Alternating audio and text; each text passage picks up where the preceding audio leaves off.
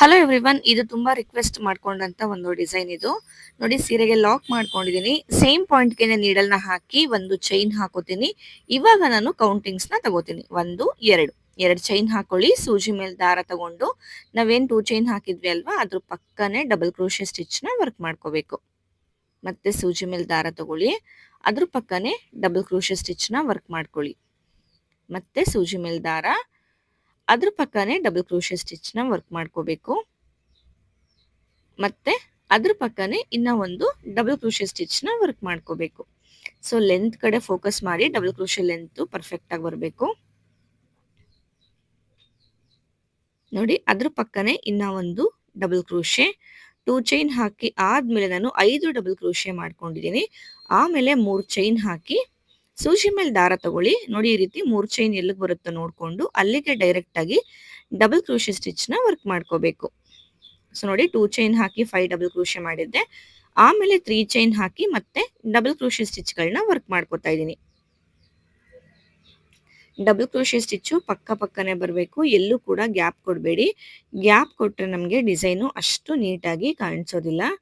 ಹಾಗೆ ಸುಮಾರು ಜನ ಕೇಳ್ತಾ ಇದ್ದೀರಾ ವಿಡಿಯೋನ ಸ್ವಲ್ಪ ಸ್ಲೋ ಆಗಿ ಮಾಡಿ ತೋರಿಸಿ ಅಂತ.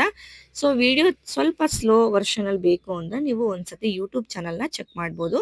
ಅಲ್ಲಿ ಕಂಪ್ಲೀಟ್ ಲೆಂತಿ ಆಗಿ ನಾನು ವಿಡಿಯೋನ ಹಾಕಿದ್ದೀನಿ.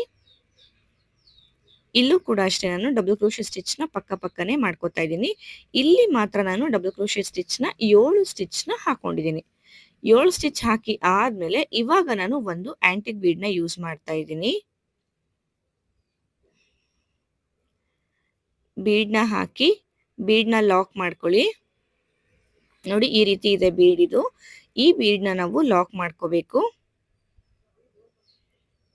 ಬೀಡ್ ನ ಲಾಕ್ ಮಾಡ್ಕೊಂಡು, ಅಂದ್ರೆ ಒಂದು ಚೈನ್ ಹಾಕಿದ್ರೆ ಬೀಡ್ ಲಾಕ್ ಆಗುತ್ತೆ.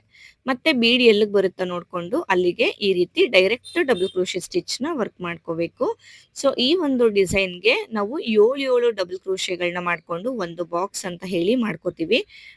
ಪ್ರತಿ ಸತಿನೂ ಅಷ್ಟೇ 7 ಡಬಲ್ ಕ್ರೋಶೆ ಬರಬೇಕು. ಸ್ಟಾರ್ಟಿಂಗ್ ಅಲ್ಲಿ ಎಂಡಿಂಗ್ ಅಲ್ಲಿ 5 ಬರಬೇಕು. ಎಂಡಿಂಗ್ ಅಲ್ಲಿ ಇನ್ ಕೇಸ್ ಏನಾದ್ರು ನಿಮ್ಗೆ ಸ್ವಲ್ಪ ಎಕ್ಸ್ಟ್ರಾ ಸ್ಪೇಸ್ ಇತ್ತು ಅಂದ್ರೆ ನೀವು ಜಾಸ್ತಿ ಕೂಡ ಹಾಕೋಬಹುದು. ಸೊ ಇದು ಇವತ್ತಿನ ಡಿಸೈನ್ದು ಬೇಸ್ ಲೈನ್ ಆಗುತ್ತೆ. ನೋಡಿ, ಫಸ್ಟು 7 ಡಬಲ್ ಕ್ರೋಶೆ ಆದ್ಮೇಲೆ ಇವಾಗ 3 ಚೈನ್ ಹಾಕೋತೀವಿ. ಸೊ ಸ್ಟಾರ್ಟಿಂಗ್ ಅಲ್ಲಿ ಕೂಡ ಅಷ್ಟೇ 3 ಚೈನ್ ಹಾಕಿ ನೆಕ್ಸ್ಟ್ ಬಾಕ್ಸ್ ನ ಮಾಡಿದ್ದು, ಆಮೇಲೆ ಒಂದು ಬೀಡ್ ನ ಹಾಕಿ ಬಾಕ್ಸ್ ನ ಮಾಡಿದ್ದು. ಸೊ ಇಲ್ಲಿ ಆಲ್ಟರ್ನೇಟಿವ್ ಆಗಿ ನಮ್ಗೆ ಬೀಡ್ ಬರುತ್ತೆ. ಒಂದ್ ಕಡೆ 3 ಚೈನ್ ಬಂದ್ರೆ ಇನ್ನೊಂದ್ ಕಡೆ ನಮ್ಗೆ ಬೀಡ್ ಬರುತ್ತೆ.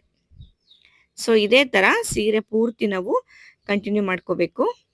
ನೋಡಿ, ಇವಾಗ 3 ಚೈನ್ ಹಾಕಿ ಒಂದು ಬಾಕ್ಸ್ ಮಾಡಿ ಆಯ್ತು. ಇವಾಗ ಬೀಡ್ ನ ಹಾಕಿ ಮಾಡೋದು. ಮತ್ತೆ ಸಿಗ್ತೀನಿ ಪಾರ್ಟ್ 2 ನಲ್ಲಿ.